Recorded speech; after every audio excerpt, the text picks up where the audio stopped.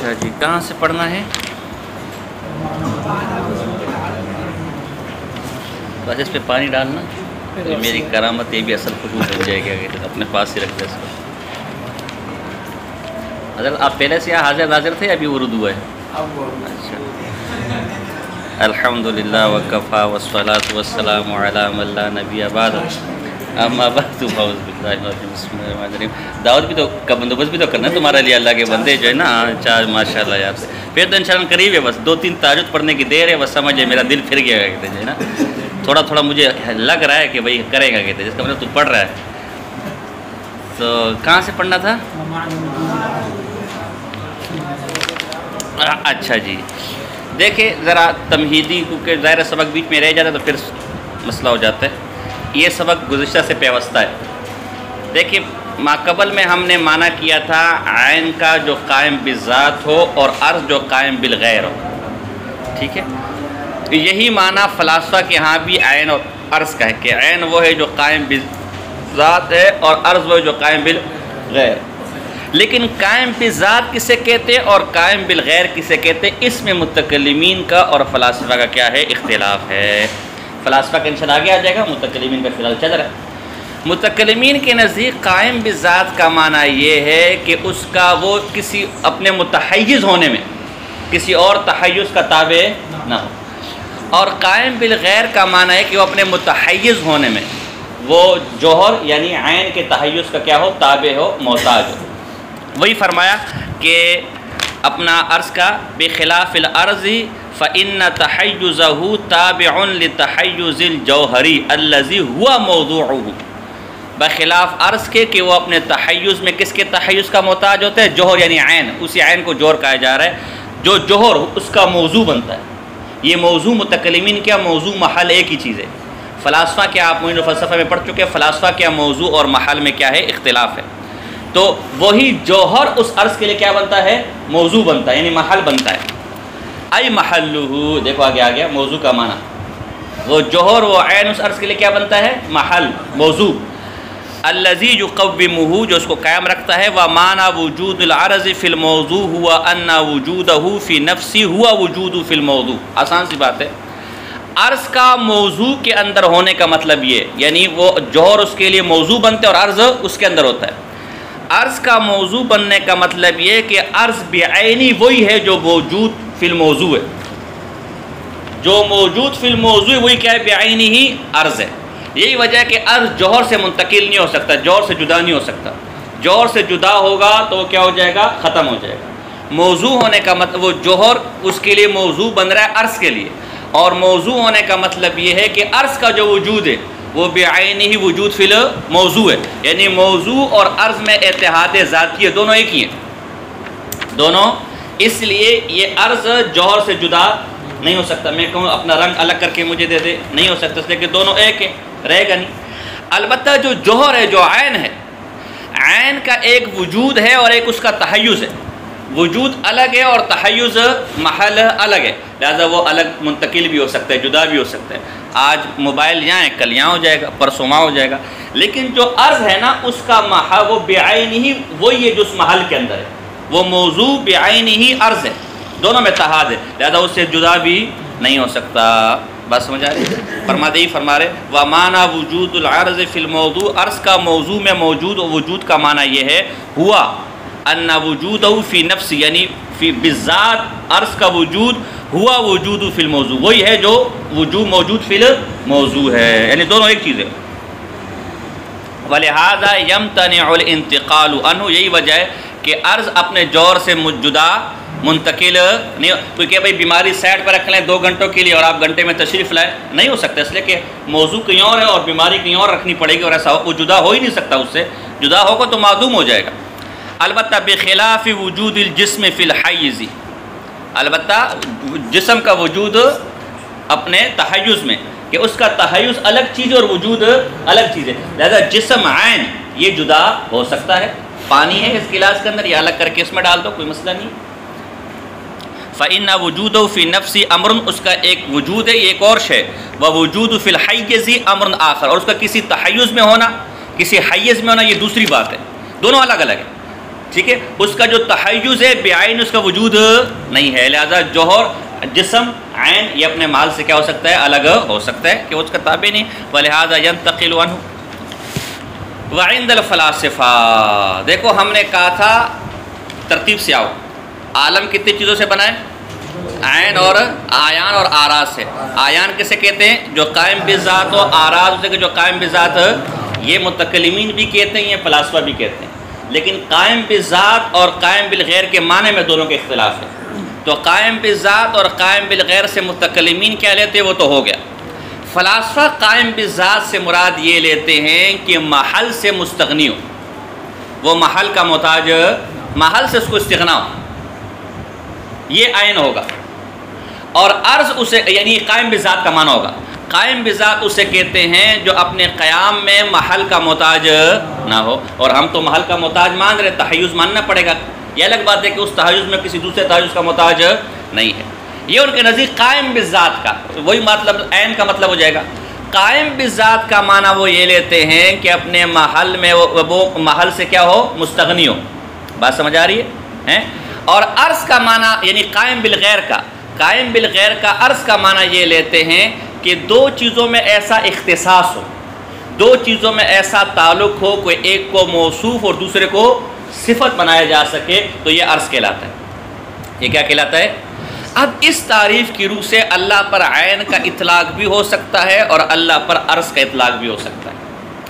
عین کا اطلاق تو یوں ہو سکتا ہے کہ عین ان کے نزدیک قائم بذات، ایسا قائم بذات جو محل کا محتاج، جو محل سے اس کو استغنا حاصل ہو، اور اللہ محل کا محتاج، لہذا اس معنی میں عین ہو سکتا ہے۔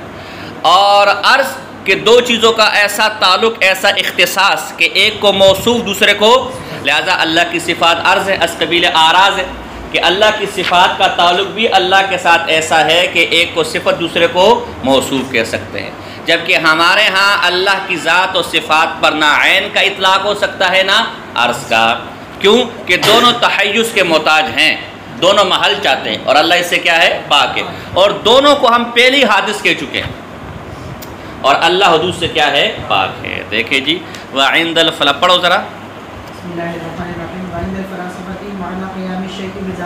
استغناء عن محل یقومہ، یہ یقوم ذرا حیولہ اور صورت جسمیہ کے لیے ایک مسئلہ ہے، لیکن ہم اس کو چھوڑتے ہیں جی۔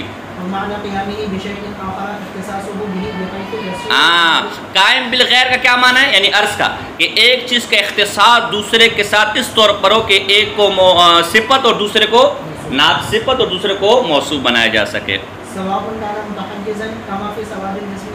ہاں اب یہ عرض کی دو صورتیں ہو سکتی ہے، اس کا بعض اوقات تحیز ہوگا، بعض اوقات تحیز تعلق موصوف صفت کا ہوگا۔ اگر تعلق موصوف صفت کا ہے تو وہ قائم بالغیر ہے، قطع نظر کہ وہ تحیز کا محتاج ہے یا نہیں، بعض اوقات ہوگا، بعض اوقات جیسے سواد جسم کے لیے تو یہ تحیز کا محتاج ہے اور دونوں موصوف صفت بھی ہیں، جسم اسود کہہ سکتے کہ نہیں کہہ سکتے، تو یہ اسود عرض ہے کہ تحیز بھی ہے اور موصوف صفت کا تعلق بھی ہے، اور اللہ کی صفات یہ بھی عرض ہے اس لیے کہ موصوف صفت کا تعلق ہے لیکن تحیز اس کے لیے نہیں ہے۔ تو پھر عرض کی دو صورتیں بناتے وہ لوگ فلاسفہ کہ عرض قائم بالغیر ہے۔ قائم بالغیر کا معنی کیا ہے، دو چیزوں کا ایسا تعلق، ایک کو موصوف دوسرے کو، اب یہ عام ہے، یہ موصوف صفت ہونا عام ہے، بعض اوقات تحیز ہوگا جیسے اسود جسم کے لیے، اور بعض اوقات تحیز جیسے صفات اللہ کی ذات کی طرف نسبت کرتے ہوئے۔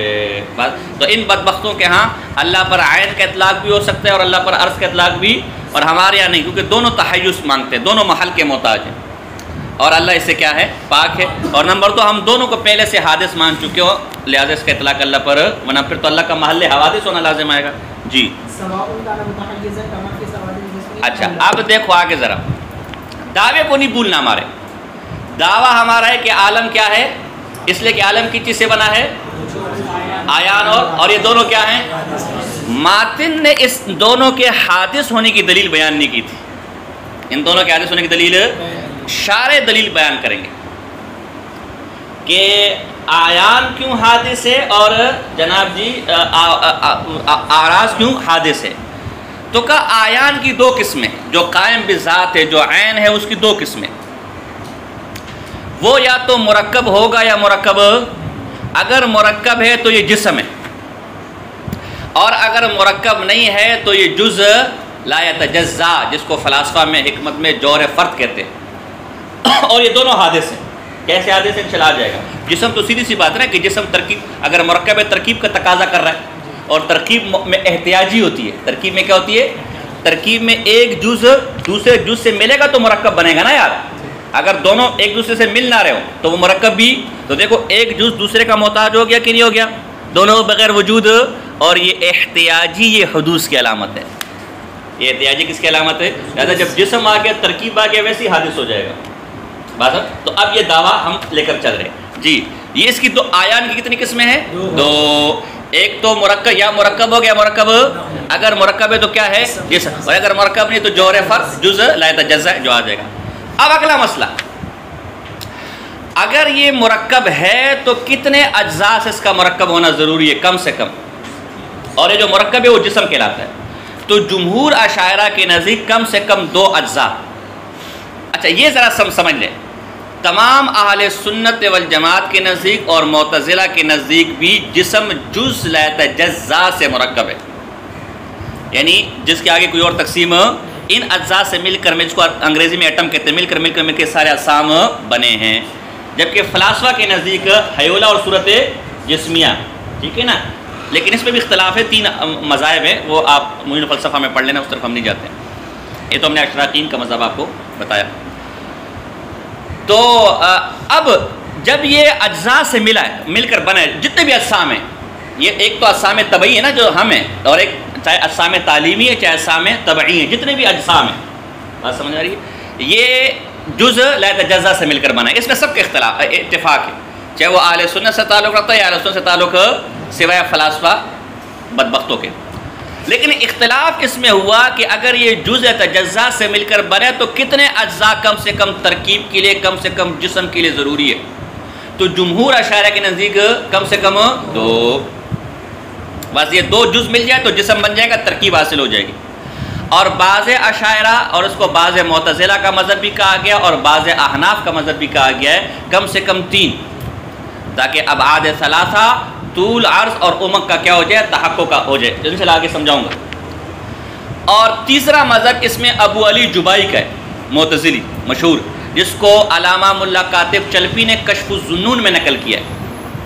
ان کے نزدیک کم سے کم 8 اجزاء کا ہونا ضروری ہے تاکہ زوائے قائمہ پر تقاطع حاصل ہو سکے۔ آ جائے گا، نو ٹینشن، ٹھیک ہے۔ یہ خلاصہ آپ سبق کا سمجھ گئے کہ عین کتنی قسم پر ہوگا؟ 2، یا تو مرکب ہو گیا، مرکب اگر مرکب ہے تو کیا کہلاتا ہے، اور اگر مرکب نہیں ہے وہ انشاءاللہ آگے پڑھیں گے۔ اب مرکب کو پکڑو، مرکب جو جسم ہے تو جسم کتنے اجزاء سے مرکب ہو؟ کم سے کم۔ اس میں کتنے مذاہب ہیں؟ جمہور کے نزدیک کم سے کم، اور بعض کے نزدیک، اور ابو علی جبائی کے نزدیک 8۔ چلے اب پڑھیں ذرا ابھی انفرادی۔ عالم میں سے وہ چیز جو قائم بذات یعنی عین، وہ کیا ہوگا؟ اما مرکبن، 2 یا 2 سے کم 2 چاہیے، اور 2 سے زیادہ کتنے بھی، اب دیکھو ہم تو سینکڑوں اجزاء سے مل کر بنے، تو 2 سے زیادہ کتنے بھی ہو جائے، اسے کیا کہتے ہیں؟ جسم کہتے ہیں۔ لتحقق الابعاد الثلاثہ آنی الطول والعرض والعمق۔ طول، عرض، عمق، ویسے تو لکھنا آپ نے اتنا ہی جتنا میں نے آپ کو بتا دیا، لیکن طول، عرض، عمق کس سے کہتے ہیں؟ پین دو ذرا، اس کو ذرا سمجھ لو، لکھنے کی ضرورت نہیں، سب سمجھ لو۔ آج ہے کوئی ہے؟ پین ہے آپ کے پاس؟ جلدی کرو۔ ایک بات یاد رکھیں کہ یہ طول، عرض، عمق جو ہے یہ ایک فرضی چیز ہے، اس کا کوئی حقیقی وجود، یہ فرضی چیز ہے، فلاسفہ کی بکواسات ہے۔ تو دیکھو ابعاد ثلاثہ، ٹھیک ہے، اس کے لیے کم سے کم 3 جز کا ہونا ضروری ہے۔ کتنا؟ 3 اجزاء کا۔ مثلا ہم یہ ساری باتیں فرضی ہوں گی، ٹھیک ہے نا، تو اس کو سمجھو۔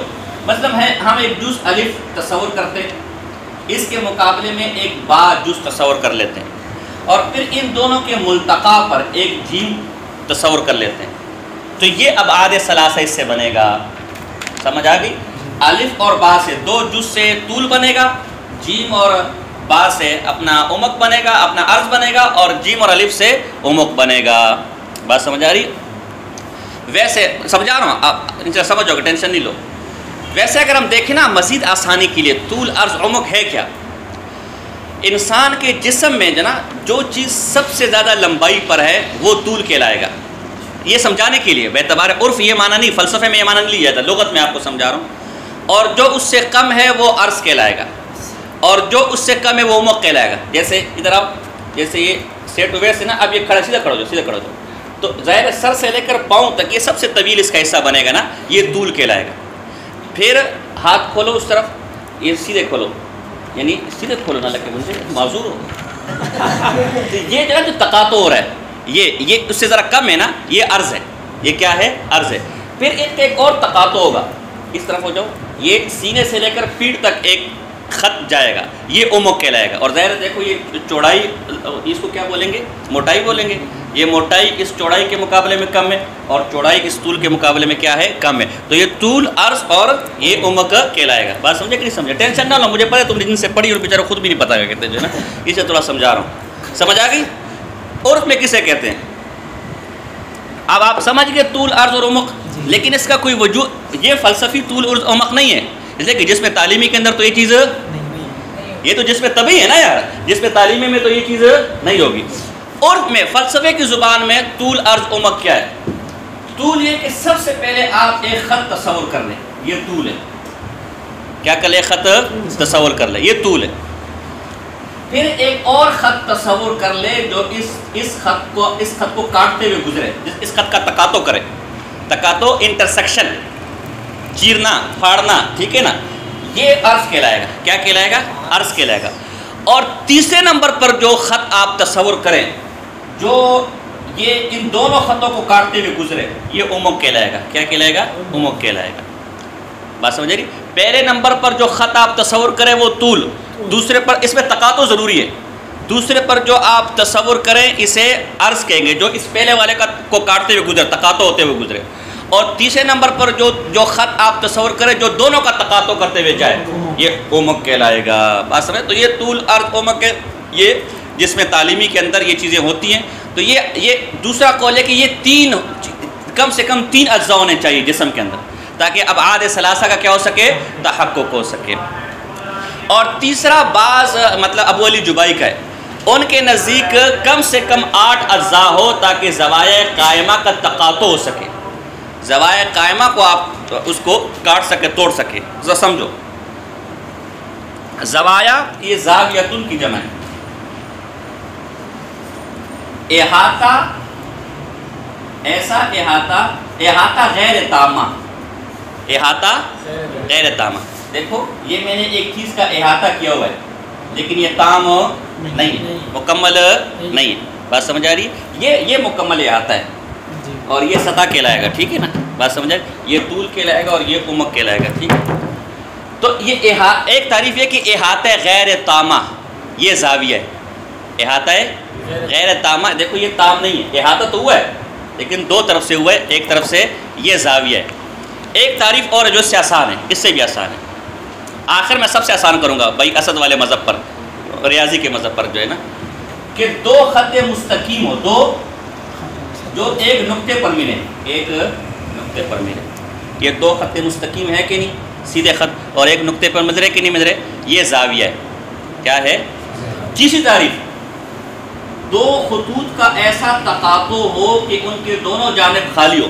دونوں جانب، تو دیکھو ان 2 خطوط کا تقاطع ہو رہا ہے اور دونوں جانب کیا ہے؟ خالی ہے. یہ ہماری زبان میں زاویہ کہلاتا ہے. اور ریاضی کی زبان میں ٹینشن نہ لو، ریاضی کی زبان میں 90 ڈگری کا جو وہ ہے وہ زاویہ ہے. کیا ہے؟ یہ زاویہ ہے.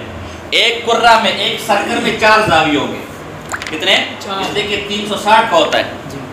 تو یہ 4 90 پر بنیں گے تو کتنے زاویے بنیں گے؟ 4. تو یہ جس کو آپ 90 ڈگری کہتے ہیں نا، اس کو ہماری زبان میں کیا کہتے ہیں؟ زاویہ. کیا کہتے ہیں؟ اب سمجھو، یہ زاویہ سمجھ گئے. اچھا، اس زاویہ کی پھر 3 قسمیں. زاویہ کتنی قسمیں ہیں؟ 3 قسمیں. اگر 2 خطوط کا تقاطع ہو رہا ہو، برابر، 2 خطوط کا برابر، تو یہ قائمہ کہلائے گا. جیسے دیکھو یہ قائمہ ہے، یہ قائمہ ہے، یہ زاویہ قائمہ کہلاتا ہے. اور اگر ایک خط چھوٹا اور ایک بڑا ہو، ایک خط چھوٹا ہو یا ایک بڑا ہو، یا قطبی میں بھی پڑھ چکے میرے بھائی، ٹھیک ہے، تو چھوٹے والے کو حادہ کہتے ہیں اور بڑے والے کو منفرجہ. یہ 3 قسم پر زاویہ ہوتا ہے.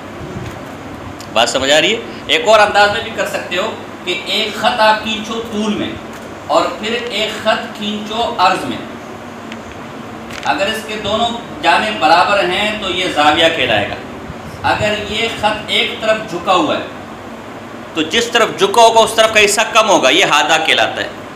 اور جس طرف نہیں جھکا اس طرف کا حصہ تو یہ منفرجہ کہلائے گا. بات سمجھ آ رہی ہے؟ کچھ سمجھ آتی بھی کہ نہیں آتی ہے؟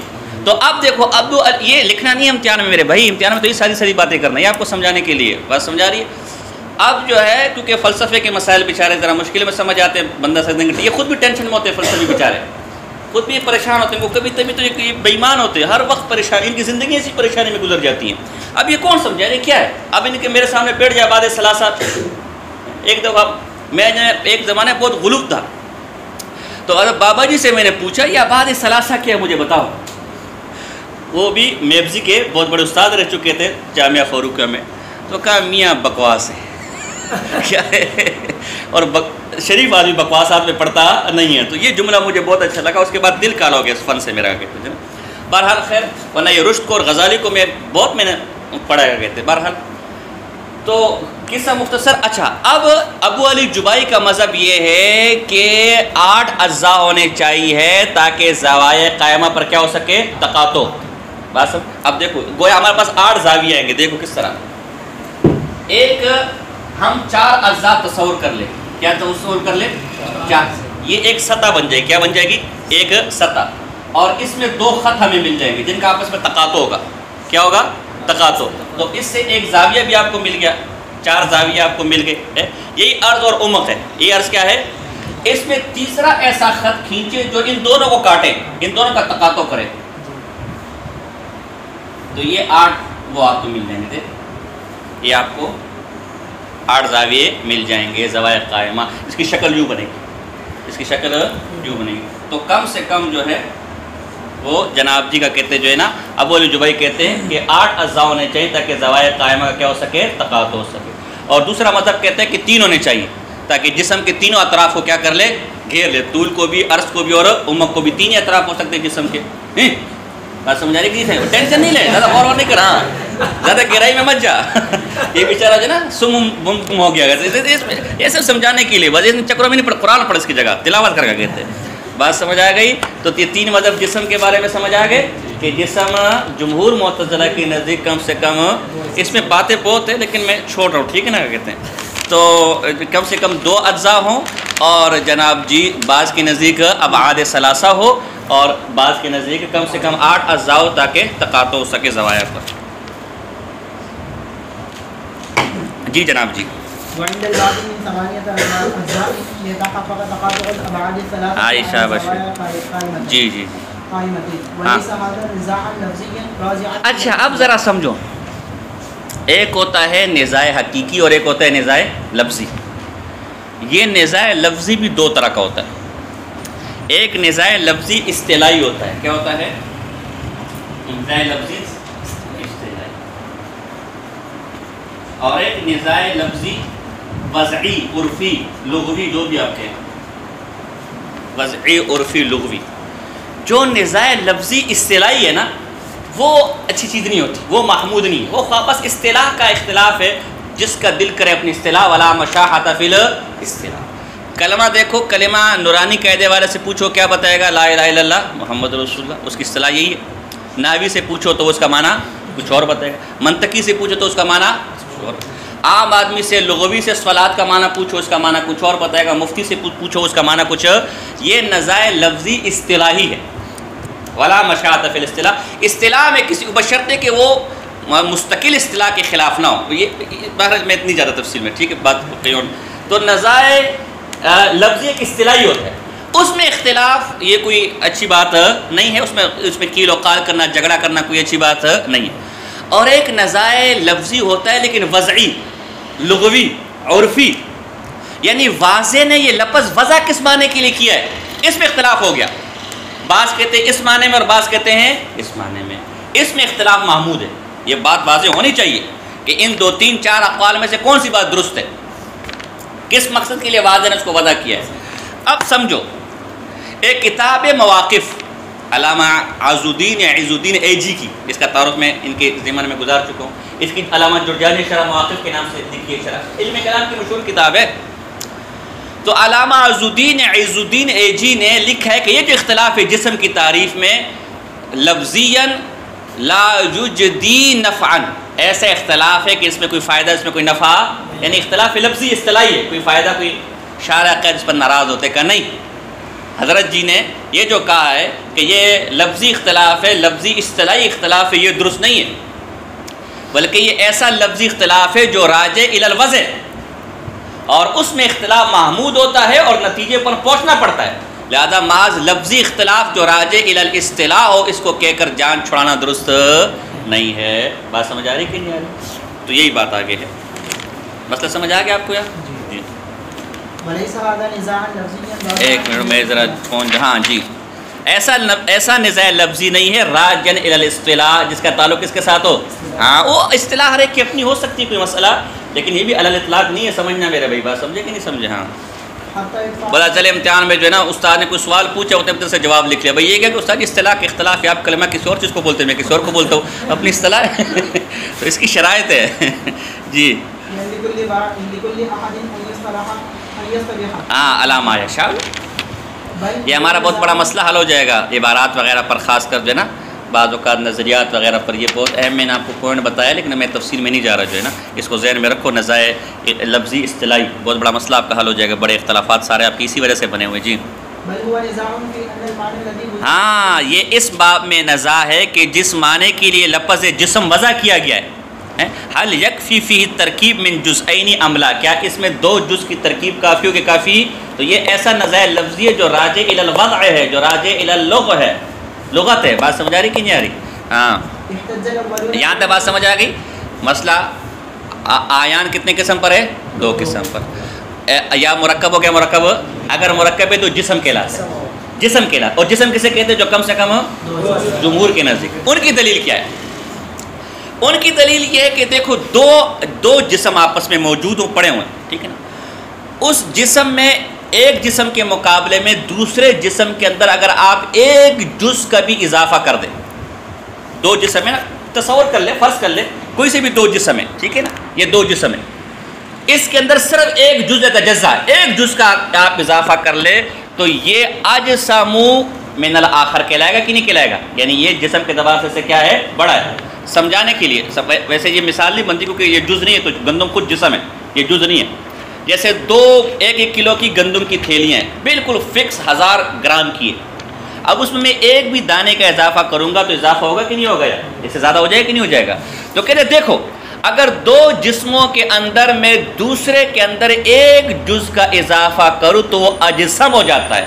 یہ ایک جز کا اضافہ بتاتا ہے کہ جسم میں اصل ترکیب ہے، اجزاء کی تعداد نہیں ہے. ورنہ ایک جز سے کبھی یہ اجسم دوسرے کے مقابلے میں، کیونکہ ان کے نزدیک تو 8 چاہیے نا اجزاء، اور ان کے نزدیک ابعاد ثلاثہ چاہیے. تو اس ایک جز کے اضافے سے اس جسم پر کوئی فرق نہیں پڑنا چاہیے تھا. حالانکہ ہم کہتے ہیں اگر یہ ایک جز بھی زیادہ ہو گیا، ھذا اجسم من الآخر، یہ دوسرے سے کیا ہوا ہے؟ بڑا ہوا ہے. تو پتہ چلا جسم کے اندر اصل ترکیب ہے، کیا ہے؟ اور ترکیب کم سے کم ترکیب کے لیے کتنی چیزیں چاہیے؟ 2 چیزیں کافی ہے. یہ ان کی دلیل ہے. بات سمجھ آ رہی کہ نہیں آ رہی؟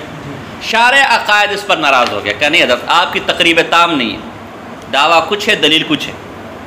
سمجھو یہاں بات جسمیت میں نہیں ہو رہی ہے، یہاں بات جسم میں ہو رہی ہے. ایک ہے ذات جسم اور ایک ہے وصف جسمیت، اس کا بڑا چھوٹا ہونا. آپ دلیل جسمیت وصف پر دے رہے ہیں، جسم پر سمجھو سمجھانے کے لیے. یہ دو کیا نام ہے آپ کا؟ علنگو بلنگو عبدالرحیم اور محمد بن قاسم رحمہ اللہ. یہ دیکھو یہ دونوں ماشاءاللہ جو ہیں، ایک بڑا عالم ہے ایک چھوٹا عالم ہے. ایک ماشاءاللہ زیادہ گورا ہے دوسرا کم گورا ہے. ایک نے کالے کپڑے پہنے دوسرے نے گورے وہ سفید کپڑے پہنے. ایک نے گھڑی پہنے دوسرے ایک نے چشمہ پہنا دوسرے نے نہیں پہنا. ایک مضبوط ہے دوسرا کیا ہے، لیکن ہے تو دونوں انسان ہی نا میرے بھائی. ہیں جتنے بھی موٹے ہو جائیں کھا کھا کے، جتنے روزے رکھے پتلے ہو جائیں، لیکن ہے دونوں کیا ہیں؟ انسانیت میں کوئی فرق.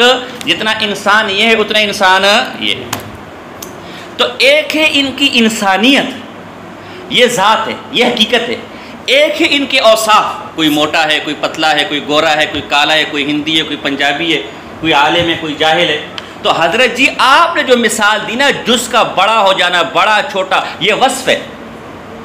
جسم اپنی جگہ ہے، جسم اپنی جگہ جسم ہی ہے، جسم اس کا بھی جسم ہے، جسم اس کا بھی جسم ہے. ہاں اس کا ایک وصف یعنی بڑھنا اور چھوٹا اس پر فرق پڑ گیا. تو آپ نے دلیل دی وصف کو ثابت کرنے کے لیے، جبکہ بحث ذات کو ثابت کرنے کے میں، لہٰذا دلیل آپ کی مناسب. اس کا جواب ہو سکتا ہے لیکن ہم نے بھاگنا ہے، ٹھیک ہے نا یار. بہرحال چلے جی. یہ یار آپ کو نہیں بات سمجھ آ رہی میرے بھائی ہیں؟ ترتیب سے چلے. عالم کس سے بنا ہے؟ آیان. اور آیان کتنے قسم پر ہے؟ دو. ایک جو مرکب جو ہوتا ہے وہ جسم ہوتا ہے. جسم کے اندر کتنے اقوال ہے کہ جسم کسے کہتے ہیں؟ تین میں سے پہلا والوں کی دلیل ہے. یہ پہلے والے کیا ہے؟ دلیل ہے. جی دلیل کیا ہے؟ بعض اوقات بات لمبی ہو جاتی ہے تو بندہ اصل مدعا ہی بھول جاتے کہ میں پڑھ کے آ رہا تھا، تو وہ آپ نے نہیں بھولنا، وہ لے کر چلنا ہے. جی احتج الاولون، جن کا پہلا مذہب ہے کہ کم سے کم دو ہوں. انہ اجسم من الاخر، اسم تفضیل ہے. دیکھو من کے ساتھ مستعمل ہے کہ اگر دو جسموں میں سے ایک پر بھی ایک جز کا اضافہ کر دیا جائے تو کیا کہتے ہیں؟ دوسرا پہلے سے کیا ہے؟ بڑا ہے. تو یار سمجھ آ رہی کہ نہیں آ رہی؟ نہیں سمجھے تو پھر پوچھنا، ٹھیک ہے نا. جی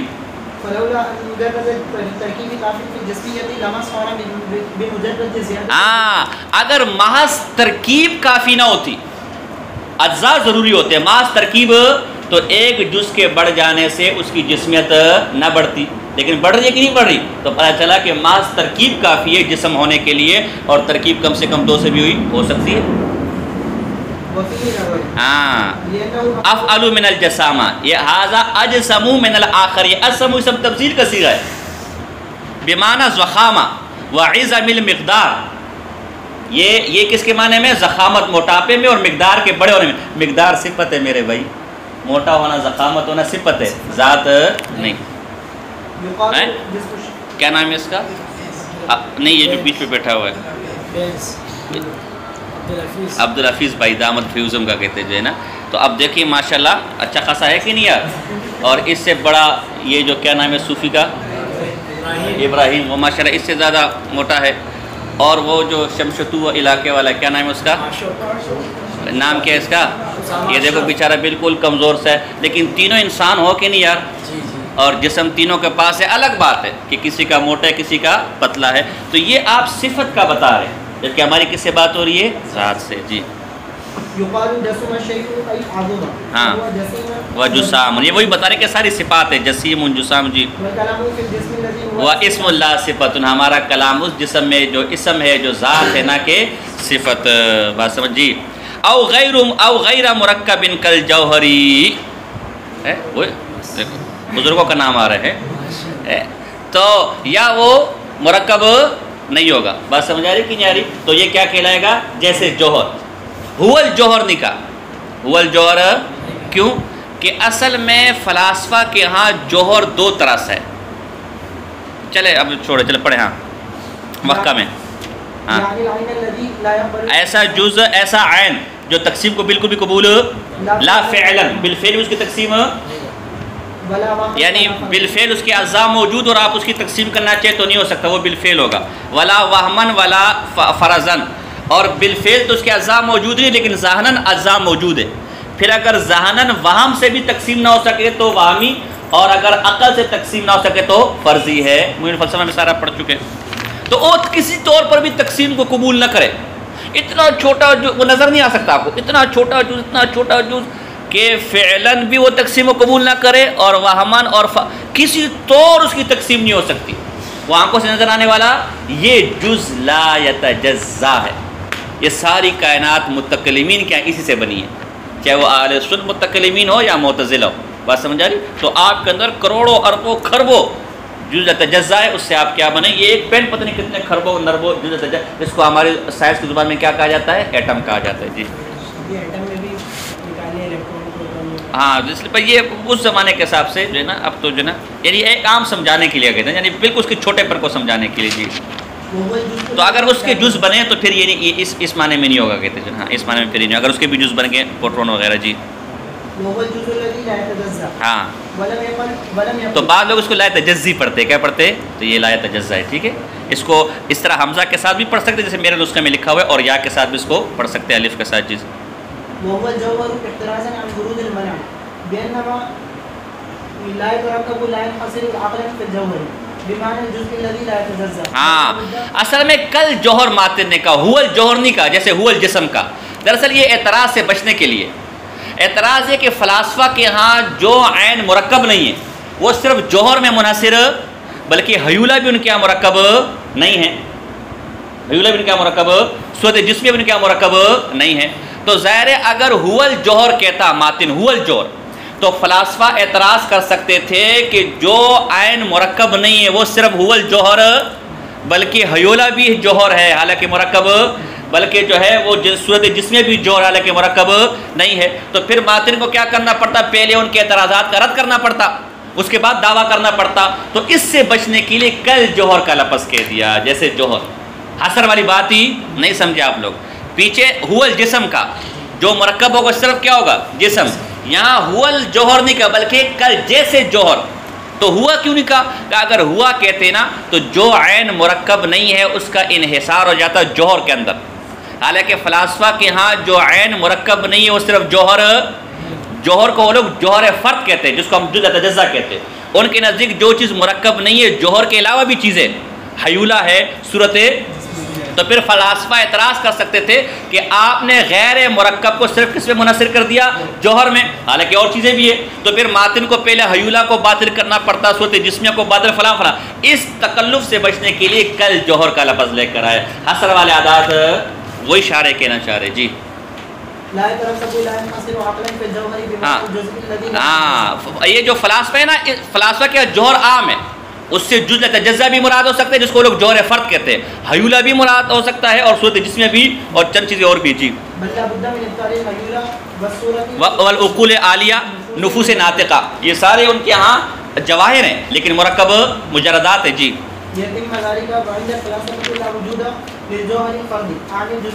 ہاں ان کے نزدیک جوہر فرد کا وجود، کیونکہ وہ تمام اجسام کو حیولہ ہے اور صورت جسمیہ سے کیا مانتے ہیں؟ مرکب مانتے ہیں. ہاں عائشہ اس سے ٹھیک ہے. بس چلے یہاں تک فی الحال کر لیتے ہیں. یہاں تک بات آپ کو سمجھ آ گئی یار؟ مسئلہ کلیئر ہو گیا؟ کتنے صفحے ہوں گے اس والی کتاب میں؟